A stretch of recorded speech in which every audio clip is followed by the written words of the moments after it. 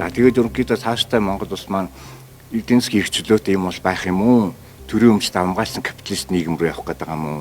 За энэ дээр ерөнхийдөө юу гэдэг нь улс төр нь бол бизнесийн загвар болсон ийм одоо нийгэм рүү бид нар явах гэдэг ерөөсөө 35 жилийн дараа эргээр буцаад өгөө ийм зааг дээр зогсож байна. Тэгэхээр энэ дээр хідүүлээд бүгд хариуцлагатай байх хэрэгтэй юм байна.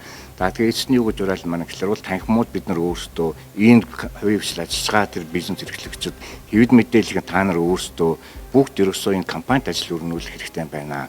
Ангийнхандаа, гэр бүлийнхандаа, хамаатан садан, нутаг улсныхандаа яагаад хувийн хвшил, яагаад тэнд ажиллах нь чухал юм бэ? Яагаад хувийн хвшил хөрөнгө энэ хувийн хвшлийн баялагийг бий болгож байгаа гэдэг тэр энгийн мессежийг ерөөсөө түгээн дэлгэрүүлэх хэрэгтэй болчиход байгаа. Энгийн юм шиг ер нь ийм хэдүүлэн хамтаа хэрэгтэй болчиход байгаа байхгүй юу.